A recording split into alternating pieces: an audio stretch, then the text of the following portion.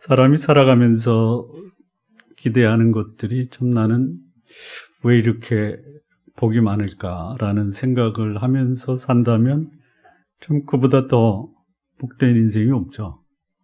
예? 자, 그런데 나는 웬 복이 많아서 이렇게 내 삶에 좀 이렇게 참 살맛이 나는가라는 그 최고의 복이 뭡니까?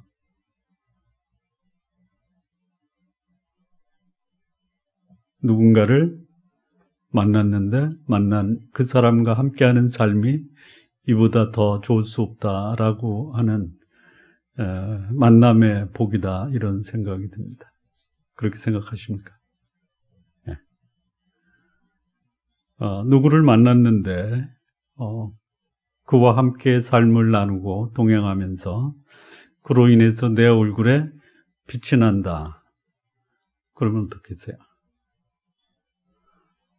저는 개인적으로 이런 생각을 합니다. 저를 만난 분들의 얼굴에는 다 빛이 났으면 좋겠다. 지나친 욕심인가요? 아니에요. 잠언 27장 17절에 보면 철을 날카롭게 하는 것 같이 사람이 그 친구의 얼굴을 빛나게 하느니라. 함께 함으로써 그 사람의 얼굴이 빛난다라는 것은 얼굴만 빛나는 것이 아니죠. 왜 빛이 나요? 그냥 머리끝부터 발끝까지 그 사람과 만나서 함께 교제하는 그 교제가 내 인생을 그야말로 어둠이 광명으로, 절망이 희망으로, 슬픔이 기쁨으로 바뀌는 것을 경험했기 때문에 그 모든 것이 얼굴을 통해서 드러나게 된다. 자, 내가 어떤 사람과 교제하느냐, 동행하느냐, 깨끗한 자와 교제하는 자는 깨끗해집니다. 그러니까 깨끗해지려고 노력하는 것도 대단히 중요하지만 깨끗한 사람과 교제하면 깨끗해질 수밖에 없다. 아마 지금까지 살아오시면서 내 삶이 뭔가 좀 어둡고 깨끗하지 못하다 할 때의 모습은 둘 중에 하나입니다. 두 가지 모습이 있을 거예요. 첫째는 나 혼자 있든지 아니면 더러운 사람과 있든지. 혼자 있어도 쉽게 오염될 수가 있고요. 더러운 사람과 있으면 이건 뭐 당연히 더러워지는 거예요. 거룩한 자와 교제하고 동행하면 거룩해집니다. 그래서 그 사람이 어떤 사람인가 알려면 그가 교제하고 동행하는 사람이 어떤 사람인가를 보면 알 수가 있습니다. 자, 시 한 편을 들려드리겠습니다. 동행이라는 시인데요. 이거는 목사님이신 시인입니다. 용혜원 목사님이 쓴 시인데요. 한번 여러분들에게 읽어드리겠습니다. 인생길에 동행하는 사람이 있다는 것은 참으로 행복한 일입니다. 힘들 때 서로 기댈 수 있고, 아플 때 곁에 있어 줄 수 있고, 어려울 때 힘이 되어 줄 수 있으니 서로 위로가 될 것입니다. 여행을 떠나도 홀로면 고독할 텐데 서로의 눈 맞추어 웃으며 동행하는 이 있으니 참으로 기쁜 일입니다. 사랑은 홀로는 할 수가 없고, 맛있는 음식도 홀로는 맛없고, 멋진 영화도 홀로는 재미없고, 아름다운 옷도 보아줄 사람이 없다면 무슨 소용이 있겠습니까? 아무리 재미있는 이야기도 들어줄 사람이 없다면 독백이 되고 맙니다. 인생길에 동행하는 사람이 있다면 더 깊이 사랑해야 합니다. 그 사랑으로 인하여 오늘도 내일도 행복할 수 있습니다. 시 괜찮죠? 우리 지금 들어오신 분을 위해서 다시 한번. 아까워서 그래요. 다시 한번 하겠습니다. 동행, 용회원, 인생길에 동행하는 사람이 있다는 것은 참으로 행복한 일입니다. 힘들 때 서로 기댈 수 있고, 아플 때 곁에 있어 줄 수 있고, 어려울 때 힘이 되어 줄 수 있으니 서로 위로가 될 것입니다. 여행을 떠나도 홀로면 고독할 터인데 서로의 눈 맞추어 웃으며 동행하는 일이 있으니 참으로 기쁜 일입니다. 사랑은 홀로는 할 수가 없고, 맛있는 음식도 홀로는 맛없고, 멋진 영화도 홀로는 재미없고, 아름다운 옷도 보아줄 사람이 없다면 무슨 소용이 있겠습니까? 아무리 재미있는 이야기도 들어줄 사람이 없다면 독백이 되고 맙니다. 인생길에 동행하는 사람이 있다면 더 깊이 사랑해야 합니다. 그 사랑으로 인하여 오늘도 내일도 행복할 수 있습니다. 이거는 오로지 최석연 지사님을 위해서 낭송을 한 겁니다. 자, 동행의 의미가 뭡니까? 동행, 함께 걷다. 함께 걷다. 근데 이보다 더 깊은 의미는 뭐냐면 삶을 나누다, 또는 긴밀하고 친밀한 관계를 유지하다. 이게 동행입니다. 그저 함께 걷는 것만이 동행이 아니라 함께 걸으면서 삶을 나누고, 그리고 긴밀하면서도 친밀한 관계를 유지하는 것, 이것을 동행입니다. 소위 인생의 먼 길을 함께 걸으며 대화하고 삶을 나누고, 그로 인해서 삶의 기쁨과 즐거움을 나누는 것, 이것이 동행이다라고 할 수 있습니다. 함께 걷는 사람의 생각과 뜻에 동의하며 걷는 것, 이것이 동행입니다. 함께 걷고 함께 식사하고 함께 산다는 것이 동행이라고 하기에는 뭔가 부족한 감이 있다는 것입니다. 함께함으로 기쁨과 감격, 보람과 성취가 없다면 이를 행복한 동행이라기 하기보다는 오히려 불편한 동거라고 할 수 있습니다. 적어도 동행을 위해서는 함께하는 사람과 마음이 통하고, 그로 인해서 삶의 보람과 성취를 경험하여야 그것을 동행이다라고 할 수 있습니다. 그런데 그렇게 삶의 기쁨과 보람, 성취를 경험할 수 있는 이 동행의 대상이 어떤 사람이어야 하느냐, 대단히 중요한 요소입니다. 첫 번째는 이 동행의 대상이 누구냐, 누구이어야 참된 기쁨과 보람과 거룩함과 깨끗함을 누리며 동행할 수 있느냐, 그것은 하나님이십니다. 하나님. 성경에 보면 하나님과 동행한 사람들이 구체적으로 나오는데요. 어떤 분은 300년을 하나님과 동행했다라고. 창세기 5장 22절에 보면 무두셀라를 낳은 후에 300년을 하나님과 동행하며 자식을 낳았다. 누굽니까? 무두셀라의 아버지가 누구예요? 라멕입니다. 라멕 맞습니까? 에녹이 또 하나님과 동행합니다. 창세기 5장 24절에 보면 에녹이 하나님과 동행하더니 하나님이 그를 데려가심으로 세상에 있지 아니하니라.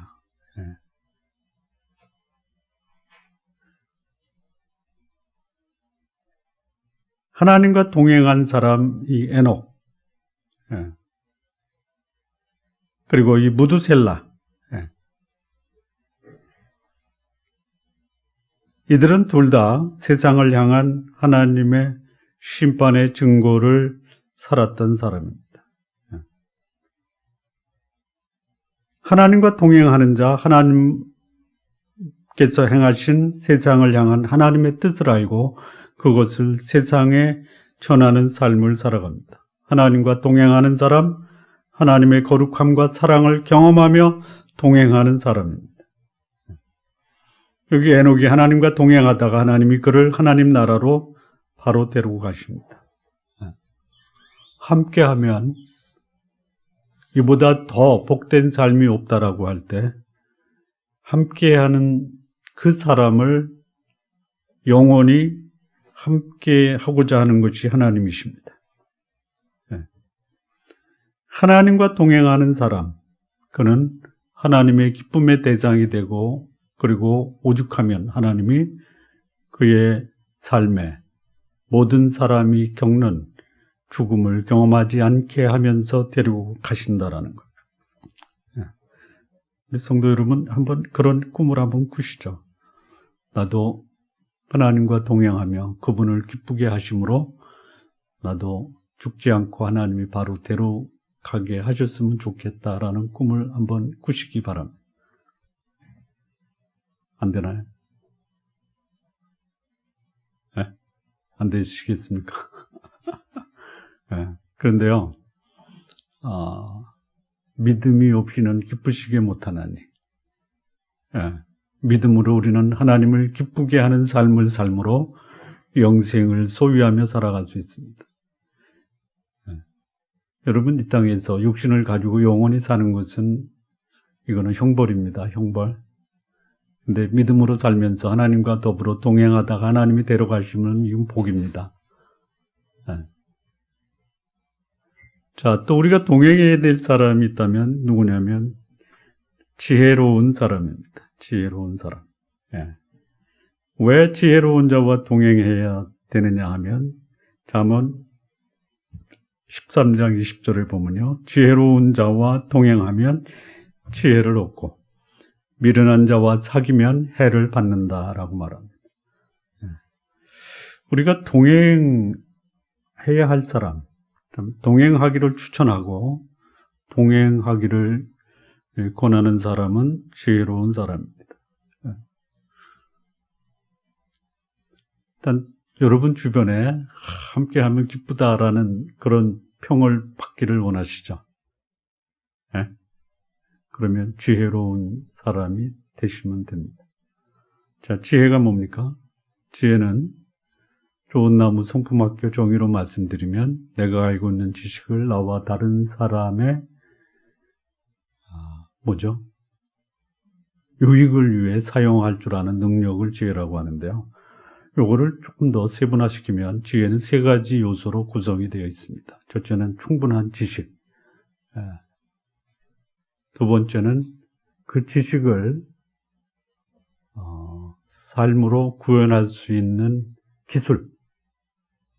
그리고 세 번째는 그 행위가 정당하게 사용될 수 있는 도덕적, 윤리적 정당성. 이 세 가지를 가졌을 때 그것을 지혜라고 합니다. 많이 알아요? 그리고 잘해요? 그리고 그것이 도덕적, 윤리적으로 아주 깨끗해요. 그걸 뭐라고 그래요? 지혜라고 합니다. 지혜. 제가 이거는 어디를 찾아봐도 지혜가 지식과 기술과 도덕적 정당성이라고 정의해 놓은 데가 없습니다. 어떻게 이거를 찾아냈느냐. 성경 속에 그 잠언에 나오는 온갖 지혜에 대한 것을 다 추려서 요약해 보니까 이 세 가지. 이런 지혜로운 사람, 함께함으로 삶이 풍요롭고 아름답게 되는 열매를 맺게 하는 사람이 지혜로운 사람입니다. 나의 삶이 아름다운 열매 맺기 원하면 지혜를 추구하십시오. 가장 좋은 방법은 내가 일일이 지식을 습득하기 위해서 노력하고 기술을 연마하고 그리고 도덕적 정당성을 추구하는 것이 쉽지가 않습니다. 어떻게 하면 가장 쉬우냐? 그런 사람을 만나. 우리 좋은 나무 교회 성도 여러분, 여러분들이 그런 지혜로운 자가 되시기 바랍니다. 그냥 한 달에 한 권 고전 읽고 그리고 생각하는 말을 행동으로 옮기시고 그리고 선한 일에 그것을 활용하면 나도 지혜로운 사람이 될 수 있습니다. 자, 이 지혜를 얻는 것이 얼마나 큰 축복이냐면요. 잠언 3장 14절에 보면 지혜를 얻는 것이 은을 얻는 것보다 낫고 그 이익이 정금보다 낫다라고 합니다. 돈을 많이 보시기 바랍니다. 그런데 돈을 추구하는 것보다 지혜를 얻는데 더 많은 것을 보내시면 따라옵니다. 이 사람들이 필요로 하는 것이 뭐냐면 돈과 명예, 기쁨 이겁니다. 근데 그 자체를 추구하는 것은 오히려 해가 될 수도 있어요. 오히려 지혜를 추구하면 이게 다 따라올 수 있다라는 것이죠. 예. 자, 세 번째, 누구와 동행해야 되냐 하면 뜻이 맞는 자입니다. 오늘 우리가 읽었던 아모스 3장 3절에 두 사람이 뜻이 같지 않은데 어찌 동행하겠느냐. 예. 예, 뜻이 같다, 뜻이 같다. 예, 옛날 개역 성경에는 의합하다 이렇게 돼 있는데요. 예, 뜻이 같다라는 것이 알죠? 뜻이 같다라는 것이죠. 무슨 소리냐면 생각이 같다 이런 것보다는 예, 함께함으로 어우러져 조화와 균형을 이루다. 이게 뜻이 같다라는 뜻입니다. 예. 또 함께함으로 그런 거 있잖아요. 운동할 때 있지 않습니까? 운동할 때. 예. 예를 들어서 축구다, 농구다. 예. 경기에서 이기는 팀의 특징이 뭡니까? 선수들이 호흡이 맞다 이러죠. 예. 아무리 뛰어난 그 경기력을 갖춰도 선수들 사이에 호흡이 맞지 않으면 어떻게 돼요? 그건 지는 거예요. 예. 그러니까 이 뜻이 맞다라는 게 시너지를 드러낼 수 있어야 돼요. 예. 1 더하기 1이 0.5인 경우 있죠? 이게 왜 그래요? 뜻이 안 맞아서 그래요. 예. 두 사람이 함께 함으로 5명의 효과를 낼 수 있는 것이 뭐냐? 두 사람이 뜻이 같다 이거죠. 예. 그러니까 이런 사람과 동행하라라는 것이에요. 예. 그러니까 전혀 다른 사람과 동행하면 이거는 고통이요 괴로움이다라는 것이죠. 동행하려면 아무리 먼 거리를 걸어도 행복할 수 있는 자, 호흡이 맞고 맞장구 칠 수 있는 자가 바로 뜻이 맞는 자, 우리가 동행하는데 행복을 누릴 수 있다라는 것이에요. 자, 이 부부관계도 마찬가지입니다. 뜻을 맞추어 가면서 살아야 하는 지혜를 배우는 중요한 관계. 물론 여기는 지혜로운 부부의 관계를 유지할 수 있어야 돼요. 알아야 되고 행해야 되고 그리고 그것이 정당해야 된다. 힘을 가진 두 남녀가 부부가 되어 함께 걸으면서 더 나은 효과를 내는 것. 여러분 말뚝을 받고 거기에 밧줄을 매서 동서남북에서 당기면 어떻게 돼요? 안 되는 거예요? 왜 안 돼요? 전혀 말뚝이 움직이지 않고 당기는 사람은 서로 힘만 들어갑니다. 그런데 단단히 박혀있는 이 말뚝에 두 사람이 밧줄을 묶고 한 방향으로 끌으면 어떻게 돼요? 힘은 들어도 언젠가는 뽑힌다 이거죠. 가치가 있는 거예요. 바로 부부가 그렇게 시너지를 내면서 함께 걸을 때 그 부부는 행복한 부부. 그러나 힘은 힘대로 쓰지만 오히려 다른 방향에서 땡기면 서로에게 부담이 되고 짐이 된다라는 것이. 적어도 동행한다면 함께 하면서 더 나은 결과를 추구할 수 있는 같은 방향으로 걸어야 된다라는 것이. 자, 네 번째 동행해야 될 사람이 어떤 사람이냐. 화평을 추구하면서 정직한 사람입니다. 말라기 2장 6절에 보면요. 그의 입에는 진리의 법이 있었고 그 입술에는 불의함이 없었으며 그가 화평함과 정직함으로 나와 동행하며 많은 사람을 돌이켜 죄악에서 떠나게 하였느니라. 내가 동행해야 될 사람이 누구냐? 화평을 추구하고 정직함으로 행하는 사람입니다. 동행하는 데 가장 적합한 사람, 어떤 사람의 상대방을 존중하고 그리고 함께함으로 기쁨과 평안을 줄 수 있는 사람과 동행하는 것입니다. 영국의 BBC 방송에서 퀴즈를 냈습니다. 스코틀랜드 글래스고에서 잉글랜드 런던까지 가장 빠르게 가는 방법이 뭐냐? 뭘까요? 친구와 함께. 95점. 거기 이제 막 사람들이 그 퀴즈에 답을 방송으로 보내는데 비행기 타고 간다. 기차 타고 간다. 다 답이 아닙니다. 누구냐? 사랑하는 사람과 간다. 그겁니다. 사랑하는 사람과 간다. 서로 존중하고 사랑하고 배려하고 이보다 더 빠르게 가는 방법이 없어요. 벌써 다 가서. 함께함으로, 동행함으로 상대방의 삶에 평안을 주고 또 거룩한 변화를 주고 삶의 원칙과 기준이 분명한 사람, 이 사람과 동행하는 것이 가장 아름다운 동행이 될 수 있다. 말씀하신 대로 친구 따라 강남을 갑니다. 그런데 좋은 친구를 만나야 그 미래가 아름답고 복된 미래로 나한테 다가올 수 있다라는 것이. 자, 그러면 동행하는데 배제해야 될 대상이 있습니다. 이런 사람과는 동행하지 마십시오. 만약에 그런 사람과 동행했을 때 그런 사람에게 여러분들이 좋은 영향을 줄 수 있다면 나와 동행하는 그 사람이 바람직하지 않더라도 나로 인해서 바람직한 사람으로 변화된다라면 함께 그를 위해서 사랑의 동행을 해주시는 것도 무방합니다. 그러나 동행함으로 오히려 나에게 해가 되고 또 동행하는 그 사람의 삶이 변화되지 않는다면 차라리 동행하지 않는 것이 낫습니다. 어떤 사람이냐? 첫 번째입니다. 미련한 사람입니다. 미련한 사람.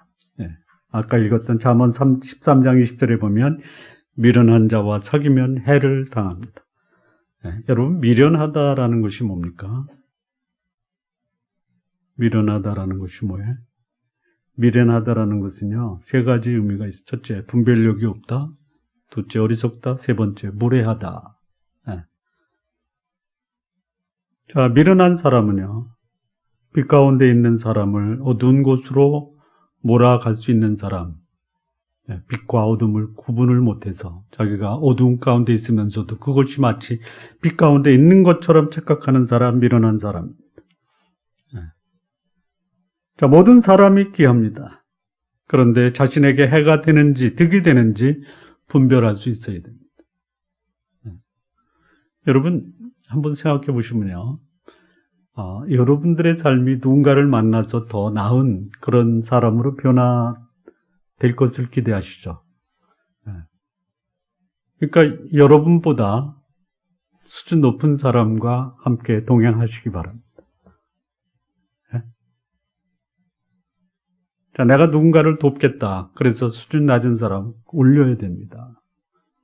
그런데요, 여러분이 동행하는 그 사람이 미련한 사람이라면 여러분도 하향 평준화의 그 길을 갈 수 있다는 거죠. 그러니까 여러분을 통해서 상대방이 올라올 것을 기대하시면서 교제하십시오. 그런데 다분히 그야말로 가깝고 친밀하고 함께하는 사람이 수준이 낮으면 그 밑으로 내려갈 수밖에 없다는 것이죠. 가능하다면 나한테 덕을 끼치지 못하는 오히려 해가 되는 사람과 동행하는 것은 각별히 조심하십시오. 조심하십시오. 분별할 수 있어야 됩니다. 여기 미련한 자라는 뜻에 무례하다라는 게 있죠. 무례하다. 무례한 사람은 미련한 사람입니다. 무례하다라는 게 뭔지 아시죠?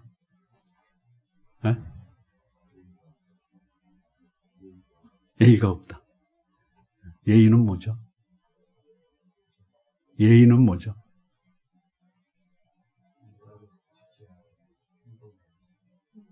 용어 정의를 분명하게 하는 게 좋습니다. 제가 상담을 공부하면서 제일 어려운 게 뭐냐면, 용어를 모르겠어요. 용어. 네.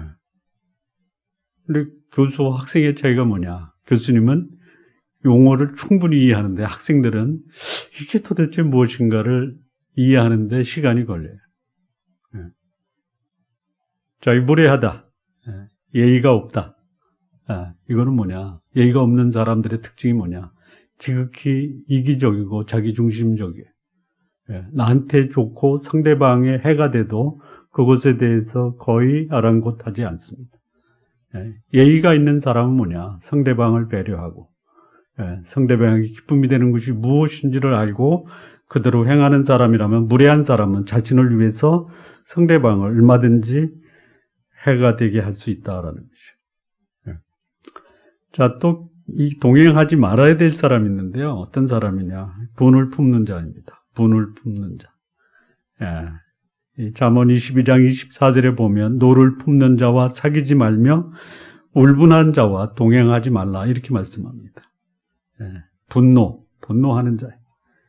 이게 분이 뭡니까? 이 분노가 뭡니까? 이 감정 폭발, 사람에게 상처를 주는 말을 하는 사람, 그리고 도끼를 품은 자. 이게 분을 품는 자. 여러분, 이 도끼, 눈에도 도끼가 있고 말에도 도끼가 있죠. 도끼가 아닙니다. 도끼입니다. 근데 그 말이 잘못 읽으면 도끼로 바뀌죠. 자, 미국의 정신의학자 엘머 게이츠라는 박사가 실험을 했어요. 이 분노의 침전물 실험을 합니다. 그러니까 사람의 이 숨 있죠. 여기서 나오는 이 이거를 액체 공기로 냉각시켜서 침전물을 만드는데 그 침전물이 사람의 감정에 따라서 다르게 나타난다. 화를 낸 사람들의 이 숨을 냉각시켜서 침전물로 만들면 그 침전물의 색깔은 밤색이래요. 슬프거나 고통을 겪고 있을 때에 이 숨을 냉각시켜서 침전물로 만들면 그 색깔은 회색이라고 합니다. 후회하거나 괴로워할 때 이 숨을 채취해서 냉각시켜서 침전물로 만들면 그거는 분홍색이래요. 기뻐할 때, 그 기뻐할 때의 숨을 냉각시켜서 침전물로 만들면 그때의 그 색깔은 청색이랍니다. 이렇게 달라요. 그런데 또 그 침전물을 분석을 했어요. 화가 나고 분노가 날 때 그 생긴 침전물의 색깔이 뭐라 그랬죠? 밤색. 거기에 뭐가 들어있냐면 독소가 들어있어요. 독소. 그래서 이 독소의 그 위험성을 밝히기 위해서 그거를 쥐에게 주사했더니 쥐가 몇 분 만에 사망을 합니다. 독소의 양을 분석하니까 한 사람이 1시간 동안 계속해서 화를 내서 숨을 쉰 것을 채취해서 침전물로 만들면 1시간 화를 내서 생긴 침전물의 독이, 놀라십시오, 80명을 죽입니다. 안 놀라시네. 얼굴에 미소가 있어요.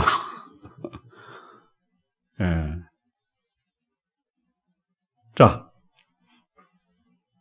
내가 내뿜는 이 도끼가 80명을 1시간을 내뿜는 이 도끼가 80명을 죽인다면 제일 큰 피해를 보는 사람은 누구예요? 여기 나를 죽이는 겁니다. 나를 죽이는 거예요. 분노는 다른 사람을 다치게 합니다. 상처를 입혀요. 그런데 가장 큰 피해자는 누구냐? 자기 자신이에요.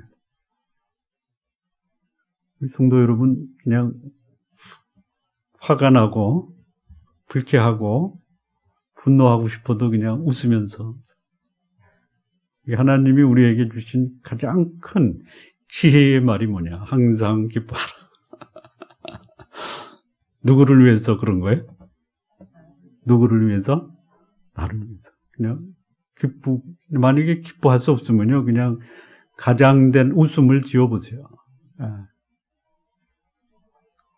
쉽지가 않은데 벌써 사람들이 딱 얼굴 보면 알잖아요. 그렇게 한번 사십시오. 이 두 가지, 이게 상호 교환성이거든요. 행동이 마음을 영향을 주고요. 마음이 행동을 영향 주는 게요. 이 상호 교류가 돼요. 모르셨나? 이런 말도 있잖아요. 자리가 사람을 만들죠. 예? 그렇습니까? 그렇죠. 그런데요, 그 사람이 그 자리를 차지하는 거예요. 예? 이 서로 연관돼. 예. 자, 그래서 그 분노를 품는 자와는 동행하지 마십시오. 하나만 더 하겠습니다. 어떤 사람하고 동행하지 말아야 되느냐면요, 간사한 사람입니다. 간사한 사람. 시편 26편 4절에 보면 허망한 사람과 같이 앉지 아니하였사오니 간사한 자와 동행하지도 아니하리이다. 헛된 생각을 갖고 있는 사람과 같이 앉지 말고요. 헛되다라는 게 뭐예요? 헛되다. 얻었는데 보니까 아무것도 아니다. 이게 허망한 거예요. 우리는 거기에 인생을 많이 들여요. 그런 사람과 같이 앉아서 동행하는데 우리 인생을 허비하고 있는 경우가 많아요. 앞서 말씀드린 것처럼 결코 붙잡아도 나한테 그것이 결코 내 인생에 가치와 보람을 주지 않는 것이 있어요. 그게 뭐냐? 있으면 필요하지만 없어도 되는 것들이에요. 그것을 추구하다가 그것 때문에 오히려 내 인생이 망가질 수 있는 가능성을 주는 것, 이거 허망한 것입니다. 뭔지 여러분들이 잘 아실 거예요. 같이 있다라고 봤는데 속이 비어있다, 이게 허망한 것이. 육신적 욕망에 사로잡혀 마치 동물과도 같은 그 삶을 추구하는 것, 그런 사람과는 동행하는 그 자체도 소위 속이 비어버린 것입니다. 이 간사하다라는 것이 뭐냐면, 간사하다. 어떤 사람이 간사합니까? 간사하다? 간사하는 사람입니까?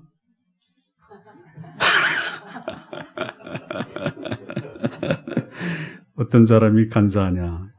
이겁니다. 속을 알 수 없는 사람.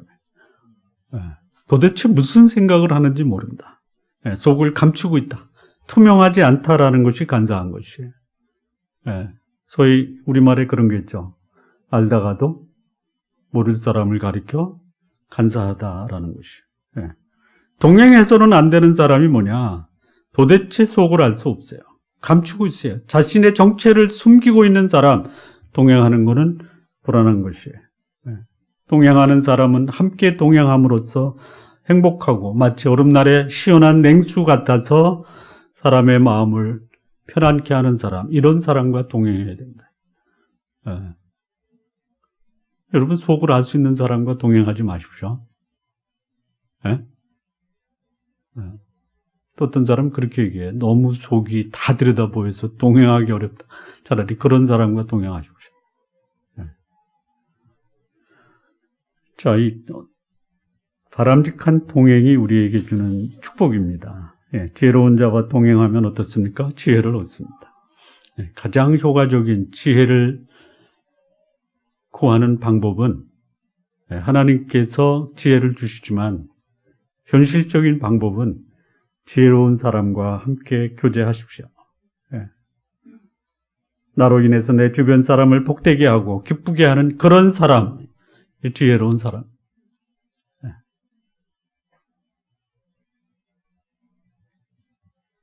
하나님과 동행하면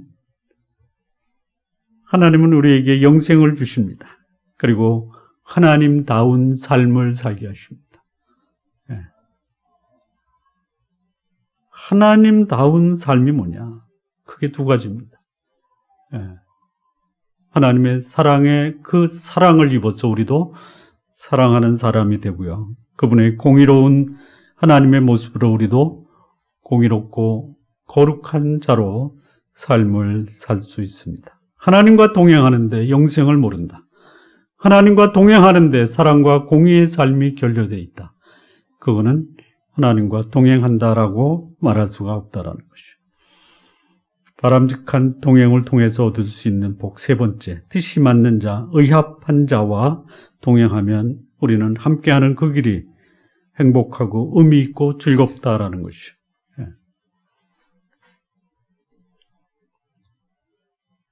동행하기 전에 내가 함께하는 그 사람이 나와 목적과 뜻, 방향과 목표가 일치하는 것을 확인하는 것이 동행하는 것보다 훨씬 더 중요하다라는.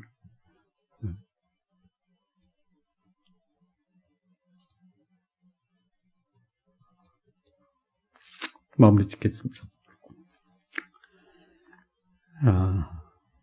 이 교회는 험한 세상에서 천성을 향해 동행하는 사람들의 모임입니다. 뿐만 아니라 그 공동체를 통해서 삶을 나누고 사랑을 나누고 함께 세워져 가는 것이 바로 교회입니다.